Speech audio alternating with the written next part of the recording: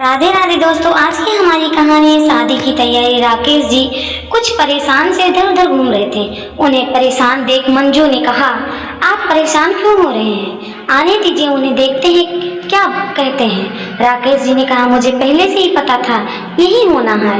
15 दिन शादी के लिए रह गए हैं, कुछ समझ नहीं आ रहा है। अरे तुम संध्या से पूछो, अमित से कोई बात हुई है क्या?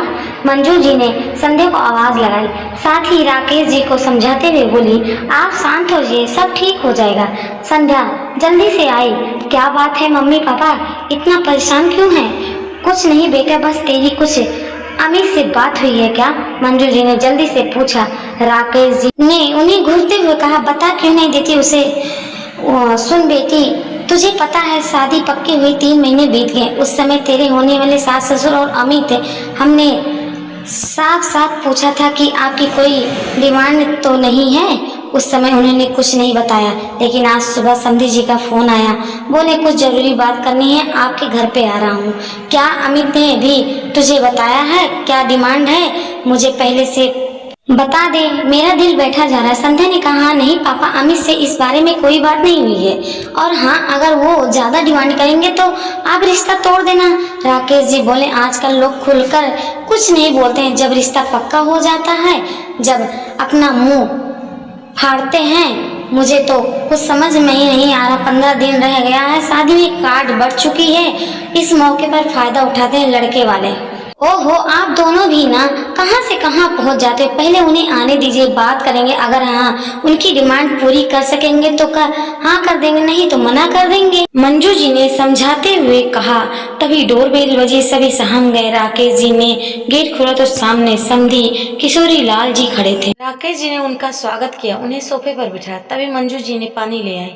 राकेश जी ने हिचकिचाते हुए कहा, भाई साहब कोई काम था तो मुझे बुलवा लेते, आपने क्यों कष्ट किया? किशोरी लाल जी बोले, अरे समझी जी, कुछ जरूरी बात करनी थी, साथ ही सोचा बिटिया से मिल लेंगे। यह कहकर हंसने लगे।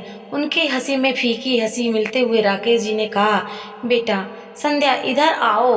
संध्या ने आकर उनके पैर छुए। किशोरी लाल जी ने मिठाई फल देते हुए कहा, बेटी ये रख ले, तेरी सास ने भिजवाया है। संध्या शर्माते हुए अंदर चली, लेकिन कमरे से बाहर निकलते ही वह भी ध्यान से बातें सुनने की कोशिश करने लगी। कुछ ही देर में मंजू जी ने नाश्ता लगा दिया। चाय की चुस्की लेते हुए किशोरी लाल जी ने कहा, वह समधन जी चाय का जवाब नहीं। हाँ तो भाई साहब, मुझे कुछ जरूरी बात करनी थी।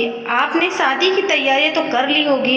राकेश जी का सबर का बांध टूट गया। वो बोला, जी भाई साहब सब तैयारियां हो गई, कार्ड भी बट गए। आप कुछ और चाहते हैं तो बताइए। किशोरी लाल जी ने हंसते हुए कहा, हाँ भाई, डिमांड तो है, इसलिए मुझे आना पड़ा।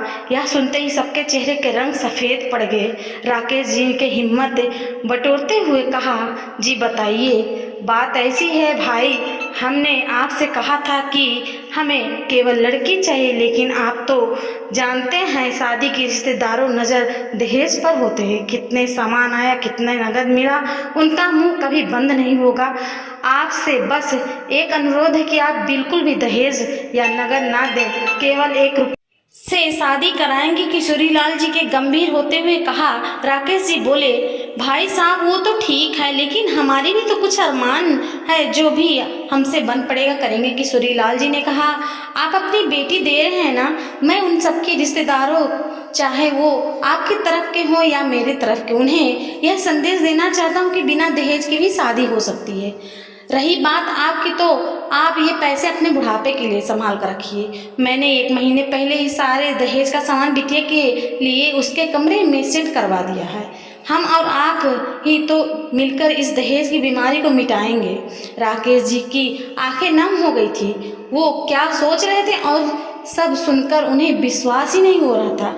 तभी किशोरी लाल जी ने अपने बैग से निकाले कर 10 लाख रुपए टेबल पर रख दिए।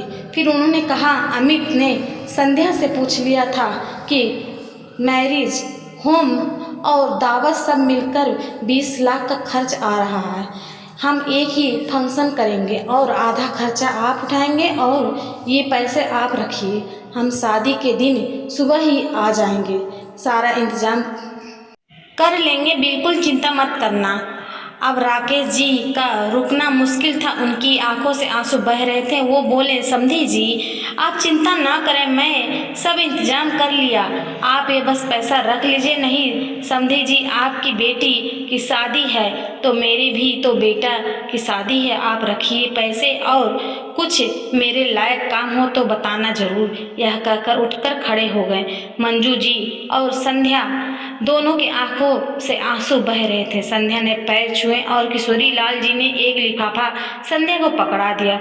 उनके जाने के बाद संध्या लिफाफा खोली, उसमें 5,000 रुपये और एक खत था। उसमें लिखा था, बेटी अपने माता पिता का ध्यान रखना, वे बिल्कुल चिंता ना करें, कोई परेशानी हो तो मुझे फ़ोन कर देना।